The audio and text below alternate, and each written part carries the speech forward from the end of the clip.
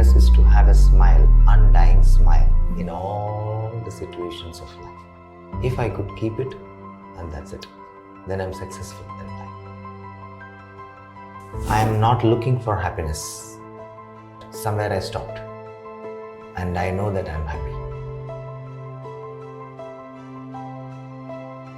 If someone you deeply care about is struggling with depression and anxiety, how can you help them find happiness again?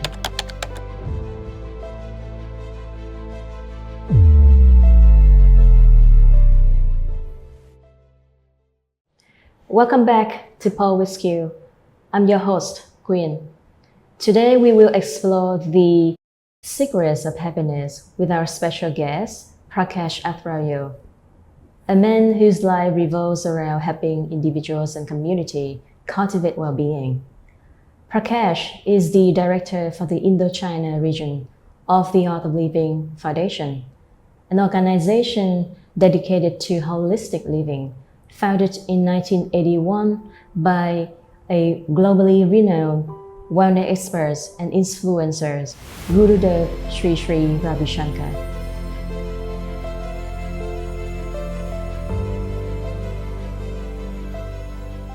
You have spent a lot of time helping people cultivate well-being and understand happiness. I would like to start by getting to know you better. Can you share about your early years? Was there any influences or experiences that led to what you are doing at this moment? Yeah, I also wonder about this. To be very honest with you, Art of Living was an accident for me. I just slipped into it. It happened by me going to my friend's house for a dinner. I did not know it was a planned dinner or it was maybe a plan by the nature. I just went for a dinner and then they were talking and then they were singing together. And I saw something positive with them, those people whom I spent.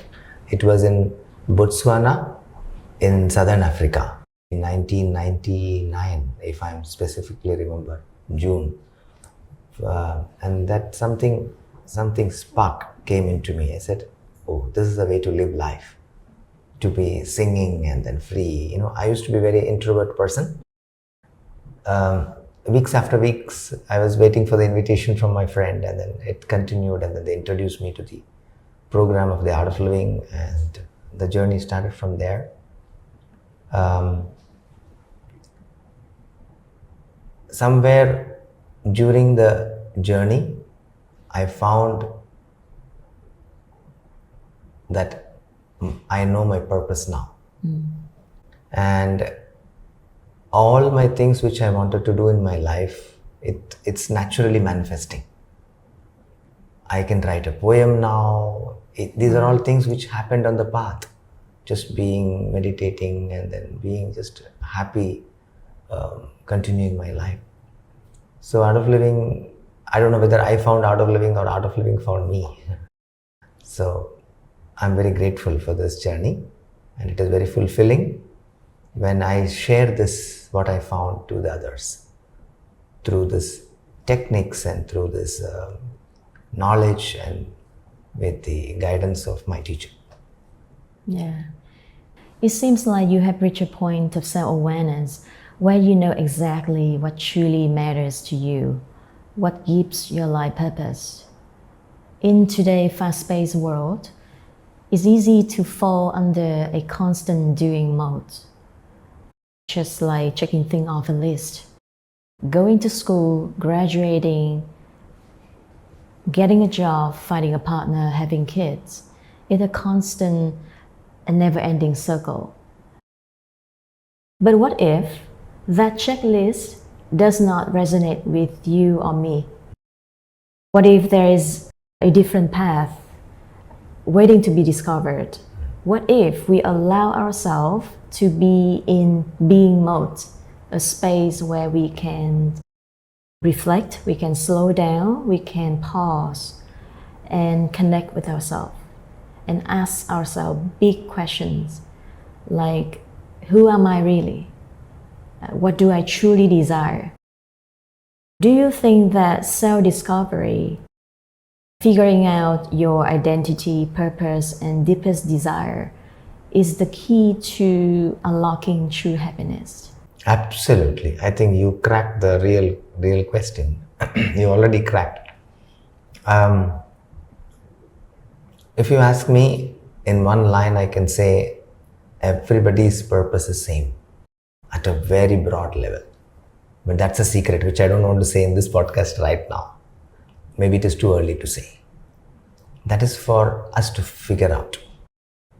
So I can show you the path, but you should know that it is your path. Only then you will walk. That is self-discovery. Maybe the path is same for everybody. But today I don't know that this is my path. So I facilitate. Like how a flower, every flower is here to blossom in this planet. But if we forcefully peel it, the petals will fall off. So we create the environment to allow the flower to blossom. And that's what Art of Living does. And the most beautiful thing is, it is a very natural process. Whether you are practicing something or not practicing something, all the challenges coming to your life is allowing you to open up, to giving you a new experience, is finding your purpose. The nature again and again is reminding you, oh my dear, you have not come for this, you have not come for this. But we are so caught up in what we want or what others are doing, and in that fear of missing out. They call it FOMO. Yeah. We are too much in that fear. We neglect the signals from the nature which is wanting to guide you to the path. And it is very beautiful that when we have a teacher in our life who has already walked the path, beautiful to just follow him, his footsteps. Not everybody is privileged to have a teacher. For all of us, for everything in our life, there is a teacher. Whether we want to learn cooking, you want to learn art, you want to learn anything, you have a teacher. Same for yourself as well. So somebody who has already discovered themselves, somebody who has already realized themselves, when they guide you, you just have to follow. And that feeling is so very beautiful. With knowledge, with techniques, with practices, step by step, you bloom in your life. And all of us are looking for happiness in everything which we do. At one level, if you look at it, why we need to have family, like you said. There are people who are happy without a family, and there are who are happy with a family also. But there is other way also. There are people who are unhappy without a family and unhappy with the family also. So happiness is not a thing whether you have a family or not family, whether you are successful, not successful. It is all relative, right? Happiness is my nature. And that's the discovery which comes after we walk the path, we go through the experiences of myself. And I can say this in many words, but unless it becomes your experience, it's not going to resonate for you. So the journey is to go through it. And there, if you have a guide, a master or teacher, and that journey becomes easier. So Buddha also walked the path, but there was no personal guide for him. He had to figure out himself.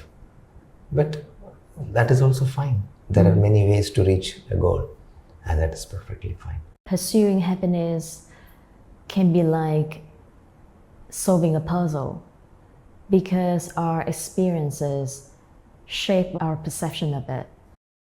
For instance, during the 2020 lockdown, I was in Montreal, and Montreal was one of the strictest cities in Canada. So everyone was mandated stay at home during the curfew, without exception. A lot of people, many people suffer greatly while confined within four walls. But others, like myself, it wasn't so bad. So that experience highlights a key point. Maybe happiness is not a one-size-fits-all answer. Perhaps the key to unlocking true happiness lies in challenging common misconception about it. So my next question is, what are some common misconceptions about happiness, and why do they mislead us into believing that it is always external, elusive, and just out of reach? Wonderful. So I want to ask a question back to you. What is happiness for you? Happiness to me is not about sunshine or rainbows all the time. It's more about my ability to navigate the ups and downs.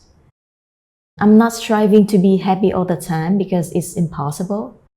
I do have my high time and low times. My goal is to cultivate resilience and practice the ability to bounce back quickly from unhappiness to a happiness state of mind. For example, when I stuck in the traffic, I'm feeling frustrated. And I first acknowledge that I have that feeling first. And I can feel it somewhere in my body. And then I will identify what is the trigger. So I know that my triggers are the cars in front of me. They are not moving. And then I ask myself some questions. Can I change the situation? Is there anything that I can make it better? Can I fix the road? And by the way, if getting angry could move the cars move faster, I would do it, absolutely. I would do it. But it won't. In that situation, instead of focusing my energy, my thoughts on something I cannot control, I choose to focus on what I can, my thoughts. It's a very simple but powerful reminder to me that my thoughts influence my feelings, which in turn influence my actions, which in turn influence the events around me. So why I cannot change the events, I change my thoughts. Fast forward to your question, my happiness consists of 4 things. Number 1 is to cultivate positive mindsets with constructive thoughts and potential solution. Number 2 is to having a purpose, because I believe that everyone has something special to offer to the world. And knowing my purpose helped me to get out of the bed in the morning and doing what I'm doing. Number 3 is to accepting life happens. And sometimes things don't happen the way we want. And that's okay. Yeah. And the last thing is to practicing gratitude, even with the smallest things like the air we breathe or the water we drink. Because I think we often take things for granted. I think you're already enlightened. Yes, we are enlightened. All of us are enlightened to a degree. It's just that maybe not fully. It's very beautiful thoughts to what you shared, and I can really see it as coming from your experience of life. And at this young age, to have such a deep experience, my sincere wishes to you. Taking the thread from what you shared, absolutely, that's what I mean. We are looking for happiness in things outside. Right now I am happy, right now you are happy. We don't have a reason for it. That's it. I have not found my purpose yet, probably, but still I am happy. Yesterday I was happy. Day before yesterday I was happy. Still I have not fulfilled my desires. Still right now I am happy. Still I don't maybe have that much money which I need. Still I am happy right now. So what happens when money comes? Is it really bringing happiness? Is that what is bringing happiness? We may feel a little high or excited, and we think that is what is happiness in our life, and we keep chasing, and that's what our life becomes very miserable. Like, I remember one thing you shared is bringing your mind from the state of unhappiness back to the state of happiness. The stress in our life is the main killer.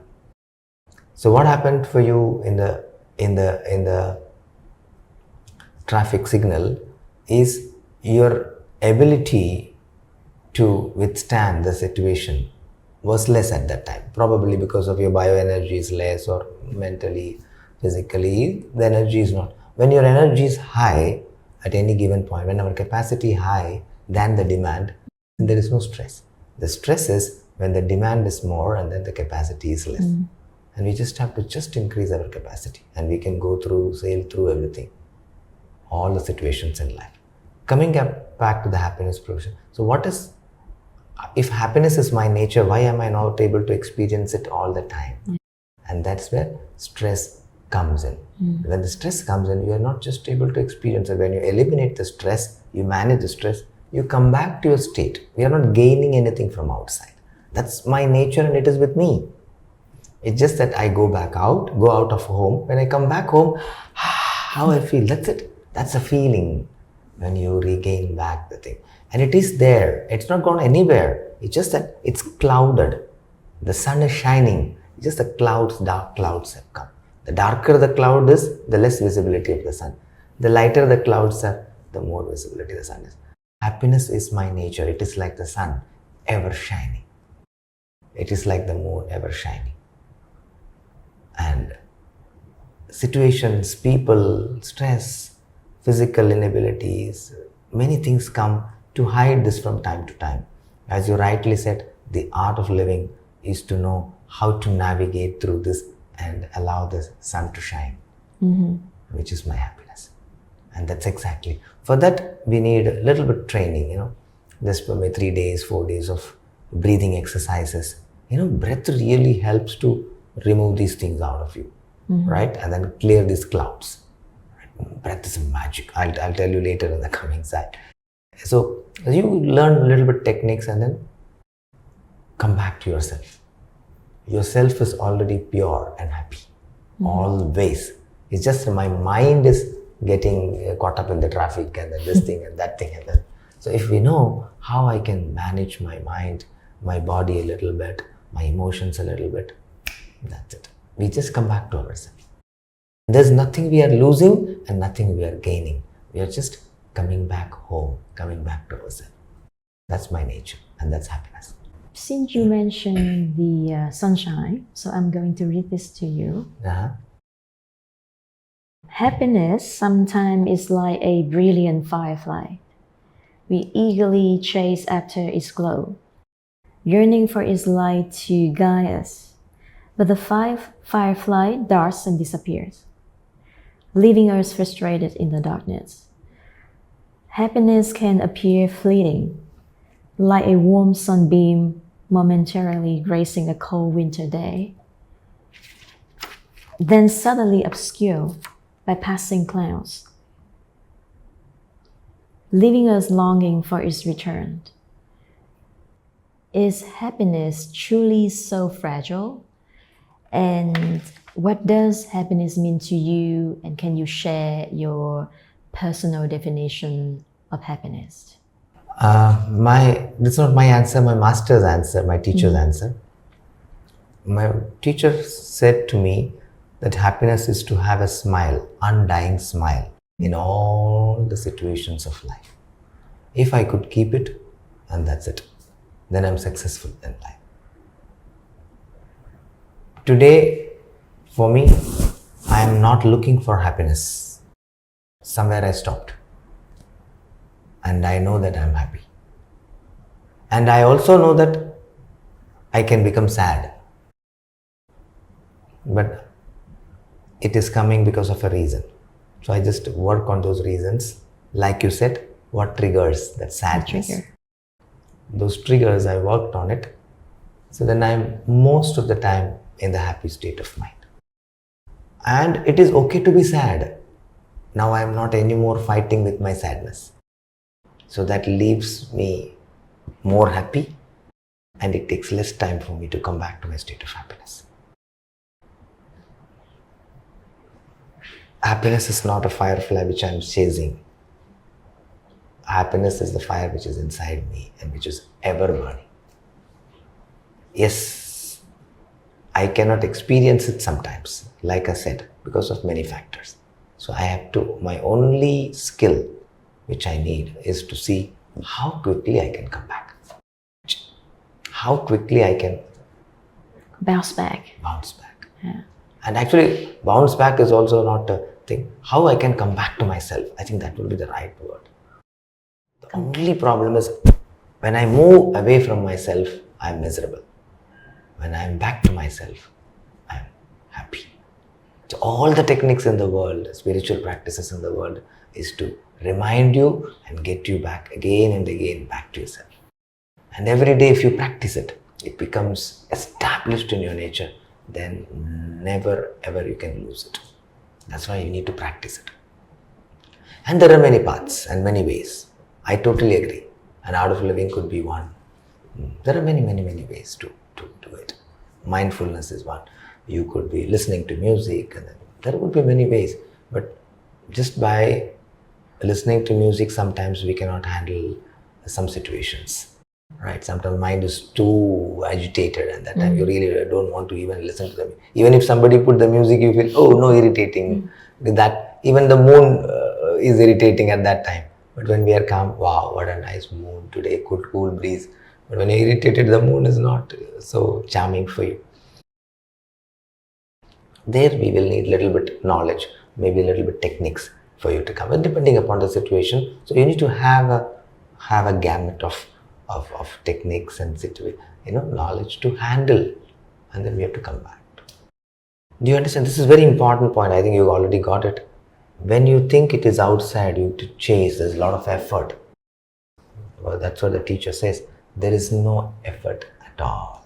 You just have to drop what unwanted things you're carrying. Do you understand? See, when there is something outside which I have to chase, no, it's already there with you. That's what, they give an analogy very beautiful. When I am a king, why am I begging? I beg because I think I don't have it with me and I have to get it from somebody else, somewhere else. Please make me happy, please make me happy, please make me happy. I am a king, I just have to bring it out. Or not even bring it out, just remove the things which are blocking it. That's the only thing I think we have to learn. What do you think about surrender? Do we need to surrender in life in order to be happy? It is the same with we see things as the way it is. So we just... Very beautiful question. See, surrender is a very big word, and it just happens in our life. Time to time we feel helpless in our life. When we feel helpless, we take help from the people who are more powerful than us, or at that time has the ability to help. A child is surrendered to the mother. A partner is surrendered to the other partner for many things. And if they refuse to surrender, then they cannot be a good couple at all. That is the problem today. There's a lot of divorce happening because they refuse to sacrifice, they refuse to surrender in love. And surrendering in love is a very beautiful thing, very natural thing. And that's what a baby does to the mother. And similar way, surrendering to life is also very beautiful. We don't need to resist what comes to me. Nature only is going to bring best things to me. And like you said, that's the ability to accept. And surrendering to the knowledge, then life becomes more easier. Surrendering to some higher power. It could be Buddha, it could be any master, any teacher, anybody.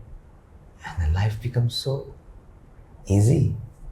Surrender is not an act. Surrender is a happening. And it's from inside.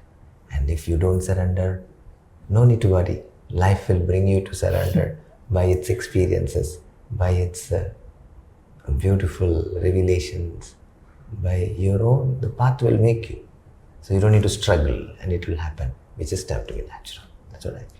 If someone you deeply care about, like a family member, a friend, or a co-worker, is struggling with depression and anxiety, withdrawing themselves from life and other, how can you help them find happiness again? Yeah, our techniques really helps. And I really want to hear from you. What was your experience when you did the breathing exercises and meditation? Would you like to share? To be honest, I used to skeptical about meditation. It seems strange and like something only monks do. When a friend of mine first introduced to me meditation back in 2015, I resisted it. At that time, I was dealing with my inner turmoil and my ego was extremely high. So watching my friend meditate felt odd to me. It wasn't until 2017 I started to learn meditation, and it's completely changed my perception about it. So I gained a deeper understanding about meditation. I know the benefit it can bring to our health, right? So now I'm trying to maintain a daily meditation, but in shorter time. So maybe for me, 15 minutes to 20 minutes works for me. I gain my mental clarity. It helps me to feel calm. It helps me to connect with myself. Meditation is a very important part in my personal development journey. Wonderful. This exactly is what I would suggest for your friend or for the person who is suffering from depression. The depression is basically our energy is very low now, where we are unable to recover from it. So now we need some help. See, we all go to a lower state of energy. Normally, it's a very natural thing. Like you said, ups and downs are there every day. But we don't stoop into that level where it's difficult for us to recover ourselves. So depression is a state of mind. I think the energy has gone very low. So now they need to be lifted up. So they need some help of breathing exercises. The Art of Living is offering a lot of breathing exercises, as you know, you've also practiced it.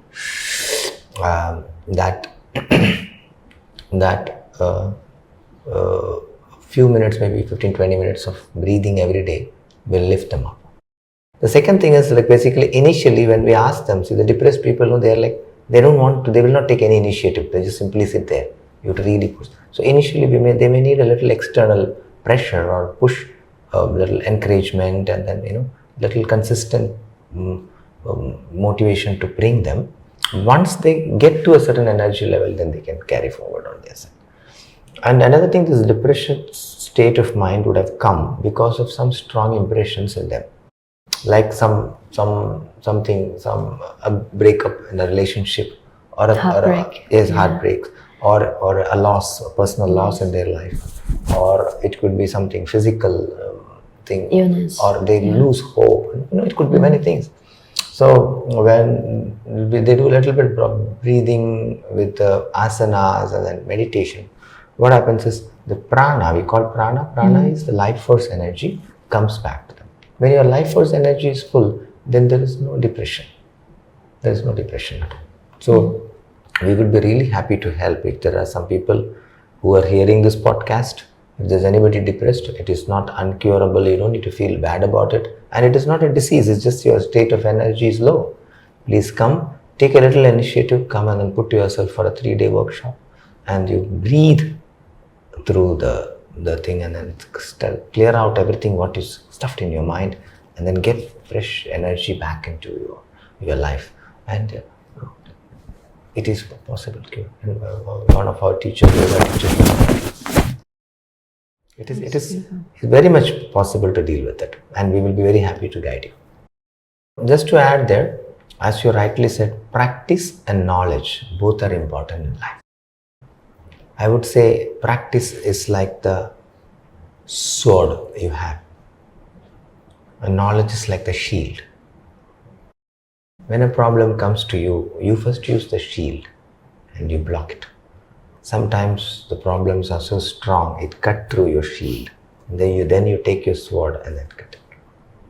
And why I practice is so that I become so strong, then it doesn't affect me. Now, while we are needing some well practices, we also need life lessons. Many of our problems today are because of our perceptions are not right. What you think is right, and if I think it is wrong, and what I think is wrong and is right, we are not going to be compatible to each other. And we are going to create problem for each other. And that's what exactly happening in this world. Why a husband and wife is not able to live for a long time. Why? Because somewhere when they were in love, they did not bother too much about all this. But when they decided to take their stand in life, then it becomes very difficult. And your rights are my wrongs and my rights are your wrongs. So what is real right and what is real wrong? Who can define it is very difficult. My right can be your wrong. Yeah. So that is where some life lessons are also important. So the life lessons will help you not to collect stress, and the practices will help you to release the stress which you will take. So in a day, they both are important. Throughout the day you are in the world and you are dealing with the rights and wrongs. So you need to know how not to collect the stress. In spite of all this, some stress is going to come. And every day you sit and then breathe or meditate for a few minutes a day, and then whatever you collected, the next day morning you are ever new. You are totally new. And I say to myself, even when I die one day, I will die new, not old. And I keep myself new. And if you can do this moment to moment, and that this life is ever new, and it's such a beautiful thing. It's not same old thing, same old food, same old same old cook, same old wife, same old husband, same old work. No. It can be new. It's just that our mind has become old. And by breathing and meditation, you see the same things, but it is new. Like how the water in the river is flowing, the river is ever new. That river existed for thousands of years and it will exist. But the river is right now new. Same way our life was. Very beautiful. And people often afraid of death. Because this is something terrible, right? But actually, we can look at death in a beautiful way. What do you think about that? I don't know, I'm qualified to answer all this, but still I'm answering with your humble. This is my understanding. What I've learned from my teachers and my teacher. Death is inevitable. Yes. Something which is inevitable, and if you're afraid of it, you're going to suffer. Yes. You need to come in terms with it, very clear. So what is death and what happens, and all that is a separate science and separate thing, which requires a deeper conversation on a later time. But coming back to his life and death is true, and it is going to happen. So fearing death is only going to make you miserable in life, right? And then so this is a reality. Whoever has died whoever is born will surely have to die one day. Now let us look at the other angle of it. Imagine in your life, in your house, nobody died. Then your house will be having 50 grandfathers, 500 grandmothers, 600 grandparents. You'll say, oh, please die. There's no place at our house. And the city would have been full. Imagine if I don't die for next 500 years. What will happen? I say, okay, man, come on, let's go. It's very important. In our world, whatever is there, day and night is important. Mm-hmm. And it is complementing. So life and death is Yeah. body cannot continue for more. And what is the point in having this life if this body cannot continue? So I think it is ignorance, fearing death. You need to understand, I would invite them to understand a little more about what is death and what happens, and which can be, as I said, it's another kind of conversation. And no need to be afraid. And it's fine. And that's reality, whether it is fine or not. You understand? So, and these techniques also will help you to understand a little bit more about what is life and what is death.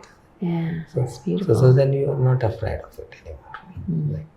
And since we mentioned about death and life, Gurudev explained the 7 layers of existence: the body, mind, ability to breathe, intellect, memory, ego, and the self or soul. We all breathe, right? Effortlessly and instinctively, even when we're speaking. Because breathing is so automatic, we often overlook the importance of proper breathing. Why do focusing on our breath and engaging in breathing exercises enhance our overall well-being? Breath is life. No breath, no life. More breath, more life. That's it. So when your life energy is more, everything is okay for you. You want to take challenges, any situations you can handle. When your energy is low, you everything looks very, very difficult for you. So breath is life, and this life force energy is driving you. When there is more life, more energy, more happiness, everything more. When there is less life, so we have to breathe. And in fact, what you said is very nice.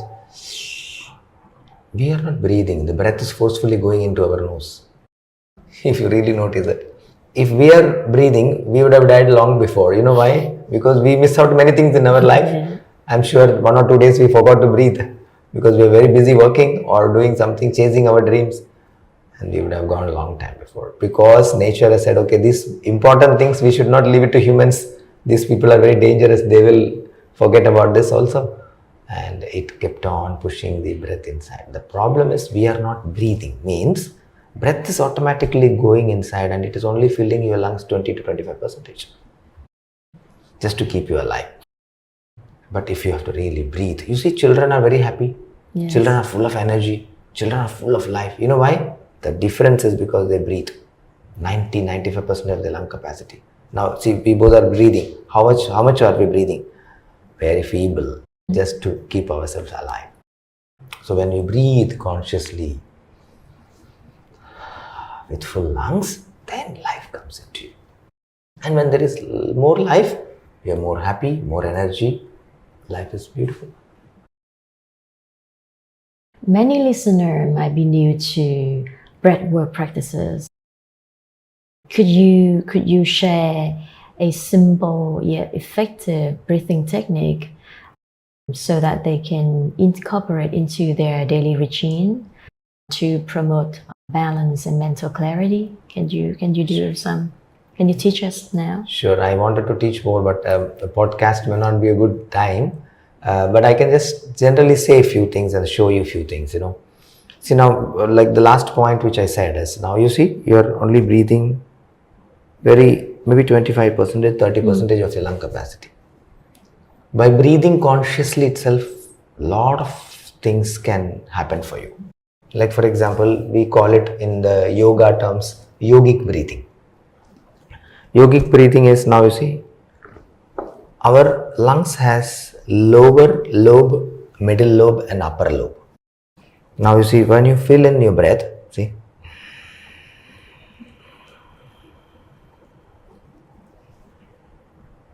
do you see? First my stomach expand, then my chest expand, then my shoulders expand. When I breathe out,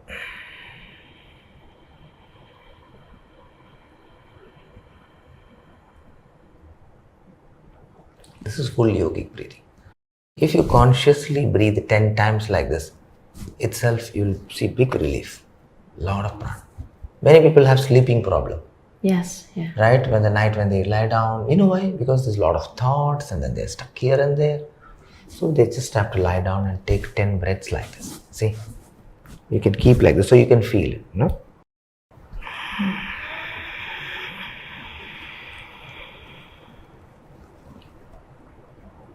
Feel it maximum.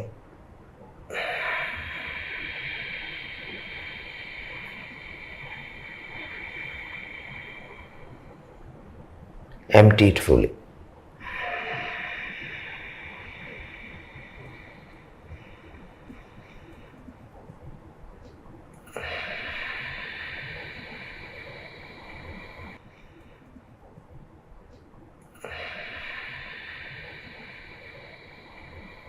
Do this 10 times itself, suddenly you will see a lot of awareness comes in, a lot of energy comes in, your emotions settle down. Imagine you are angry, right? Yeah. Ask the person, can you please wait for me? And then you do this 10 times. You cannot be angry with that person after 10 rounds of breath like this. Emotion is directly connected to breath. When you're angry, how is your breath? Faster. Short breath, Yeah. right? Faster, and then when you're sad, your breath is small, short. So when you consciously breathe, if emotions are affecting your breath, breath can affect your emotions. So when you do conscious breathing, you can come out of anything, emotion, mental state, physical. Physically it is so healing. You know, your body is breathing, not just your lungs is filling. Your body is breathing. Every cell is alive. This body is a living being. That's how they are alive. So the breath which you take heals your body, energizes your mind, clears the toxins in your mind. Very important. Incoming breath is energizing and outgoing breath is relaxing. Do you know this? 70 to 80% of the toxins in the body is going through breath. Yeah. Very important. Emotional toxins. I'll tell you, breath is magic. You have to learn a 3 days workshop and you will get all the secrets of how to maintain your body, breath and mind. And when they are in harmony, happiness will come running behind you. What is the best time to do breath work? During the day, in the morning, before going to bed, or The good time, ancient people have said, is sunrise, sunset, mid-noon. These times are good. Yeah. Meditation, these times are good. For breathing, I would say sunrise and sunset times are good. Those times, the cosmos is in a very different thing. And this is called as transition time. Then the sunrise and sunset, the power is more in the consciousness. So any spiritual practices or any healing practices you do at that time, it will be more effective for you. Yeah. But I'll tell you, don't wait for sunrise and sunset. Many times I don't see the sunrise. But whatever time you have, when your stomach is a little light, that's the best time. Let's do it. That's what I would say. Because we wait for the good time and the good times never come. Yes. Better make the time and then do it. How frequently do you meditate per day? I meditate 2 times a day. 2 times a day. And how long? Sometimes 3 times, but 20 minutes is good enough. 20 minutes, Yeah, because we have to contribute to this world. Today, right now, my purpose I see is I want to contribute something. Now I have little more energy in my life before I am too old to be physically moving my body. So I want to spend maximum time in contributing back. So I know maybe another few more years I have in that. It could be 10 or 20, we don't know. And then I want to contribute maximum. So I'm very clear. So I keep myself healthy and happy by doing some yoga a little bit, maybe around 15-20 minutes of yoga, and then around 20 minutes of meditation, 20 minutes of breath work and 20 minutes of meditation. Some days, in case if the schedule is very tight, then I skip one of them, but still I make it a point, 2 of them I do for sure. Yeah. But if I have a 10 to 15 minutes of asanas, yoga, And then if I have 15 to 20 minutes of breath, and then breath work, and around 20 minutes of meditation, I'm fully recharged. Like how you charge your phone. Full day. But my usage is very high some days. Then I just fill it once again, recharge once again. That's it. But most of the time, I keep my battery full so that I'm ready and available for what life throws at me. We are not ready, that's why we get problem. You can be ready, like when today there's going to be a lot of calls, so you keep your battery fully charged, or you have a mobile charger with you, right? Similar way life also. Life can just bring you any situation, anytime, isn't it? So you need to be ready. How are you ready? Practice every day. Don't need to wait for things come and then you fall down and then you get up. You can be ready every day, and that way life becomes more beautiful. And in case you don't need that energy that day, you can spend it on somebody else. That is service. A day is very beautiful. Today I don't have any much challenges and my battery is still full. So I can do something for others. What a life, what a beautiful thing. I have more time and more energy. So let me serve for somebody. And that brings a lot of fulfillment in my life and meaning for me. So you do yoga, meditation, breath work, any specific diet? I'm a vegetarian by choice. By choice. And it keeps myself lighter, my body light. And it's conducive for me to meditate well. And also I believe, and then there are many scientific studies which says vegetarian diet is better. And we are not made naturally, because our teeth or our intestines and all are not made for eating meat. That's what it says. I'm not an expert in this, but for me personally, last 30 years before even I come to Art of Living, I became vegetarian. Last 30 years I've been vegetarian, and it really works for me. And I feel very light, my body is light, and even my meditations have become better after I become. And I avoid too much fried items, which makes me heavy. See, I'm eating food to gain energy. If my food is making my energy drain, then that means that food is wrong. Fried food makes me drain. Heavy food makes me drain. So sometimes, once in a while, I let it go, just to be, But predominantly my diet is that I don't allow my food to take over me. Sometimes just let it loose, it's okay. But every day if you let it loose, then you will become sick, disease. In India, there is a saying, in the olden days, person who is eating 3 times a day is sick, they say. Is a rogi, they say. 2 times is okay, but the person who's eating only 1 time is a yogi, they say. Yeah, so imagine they used to only eat 1 time a day, and only that much is required. But now we are eating whole day. Yes. Keep on drinking something, So what happened? Our body is constantly in this thing. Energy is spent on digesting, and then this whole process is going on. Body doesn't get time to heal at all. So we need to take a proper diet with the required carbs, required proteins, required all those blah blah blah, the things the dietitian has given us.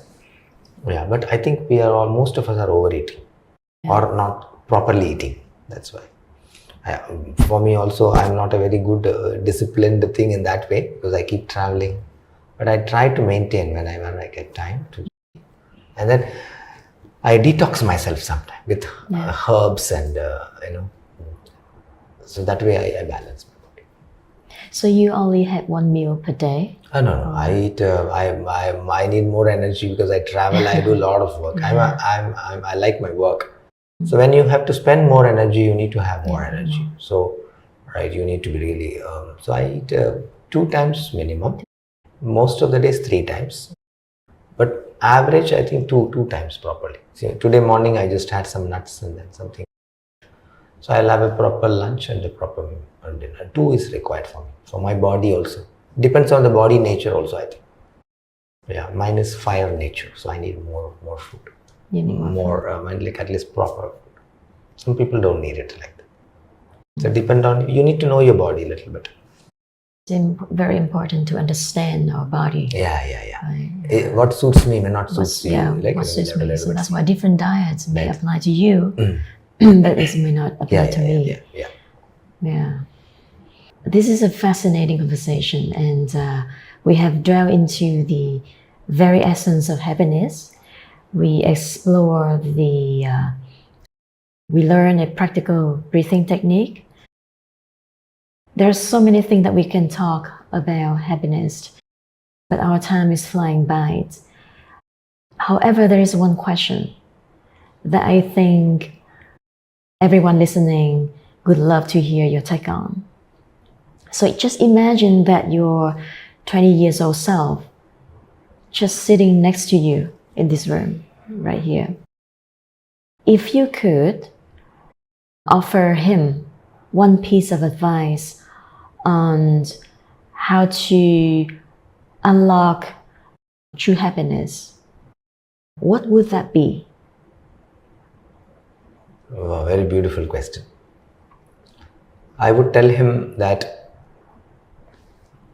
now whatever you are chasing, maybe girlfriends or substances or the desires which you have, right now I feel all those energies I wasted in my life, all those time I wasted in my life. I could have saved a lot there, thinking what this person is doing, what that person is doing, running behind this and that and this and that, chasing for happiness without knowing what is really going to bring me happiness. If I could have been in this state of mind at that time, I would have really changed this world, right? Nevertheless, I'm very grateful. I started my spiritual journey or my practices at 24, which is very early for anyone. That's what they say. But I still feel I'm late. I was late. Maybe 20, you said when I was 20. At 20, I was like clueless. But today's generation, if you see, they are much more intelligent than our generations. You see that? Our children, they ask big questions. When we were studying, we were very innocent. Parents told something, we just very religiously followed, and suddenly life opened up, something like that. But today's 20-year-old is very, very, very different. But for my 20-year-old, I would have said, my dear, stop it. This is not exactly what you're looking at. But I don't know whether I would have listened to when I was 20-year-old. Maybe my father told me, my mother told me, but at that time it was not my experience. So, and I would like to ask you back, and what would you tell if you meet your 20-year-old now? Maybe I just tell her to find something that set her soul on fire and embrace all experience with gratitude. There are so many experiences. When I look back at that time, I was very, very upset, very, very angry. Why it's happened to me? Why me, right? But now, when I look back, I saw those experiences create the person I am today. It gives me skills, it gives me knowledge, it gives me wisdom. If I had the chance to talk to myself when I was 20 years old, I just, calm down, be patient. There are so many things beautiful ahead. So just, find something that you really want to do and just be grateful for everything in life with an open mind and heart. Wonderful. Really wonderful. I was also thinking, maybe we should have been that way only. Nothing to change actually. That is why, because of that, we are experiencing this right now. Because we went through all those that time. So today we are valuing it so much. So maybe we should just tell our 20 years old son, let it be. Just be. Yeah. You are in the right place. Maybe that's also beautiful. Very nice. Wonderful. Thank you so much for being here with us today. and sharing your wisdom on the journey to well-being. Your insights have shown us that self-care does not have to be overwhelming. So simple practice like conscious breathing, conscious with our thoughts, can make a significant change in our life. Before we wrap up, do you have any final thoughts or advice for our listener who are just beginning their well-being journey? Yeah. We need a combination of wellness lessons, some practices, life lessons. Do necessarily learn it from a teacher. That makes a big difference. I've tried many things to learn from the YouTube and all that. Of course, for a very significant percentage of people, it worked or it was a good start. But eventually, when you hear in the presence of a teacher who have experienced it, you don't need to waste a lot of time. So that's what I would suggest. And be more sincere in our practice. Don't keep digging holes everywhere. Dig one place deeper. You will find the water. We keep digging to this place, this technique, this thing, this teacher, this thing, this yoga, that yoga, open this beer yoga, kundali yoga. So many yogas are here. Many times only shopping happens, and we don't buy anything. Very important, stop digging holes everywhere. Your land will be unusable. Dig in one place and find water. And you will find water. Nature will support you.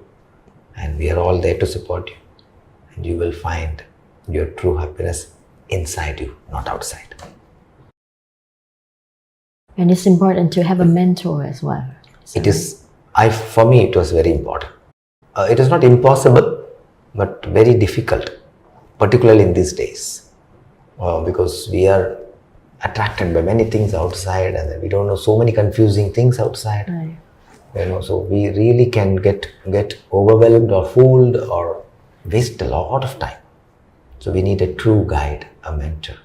That saves a lot of time, and our journey can be faster and easier. Thank you so much. Wonderful, Gwen. Thank you very much. Namaste.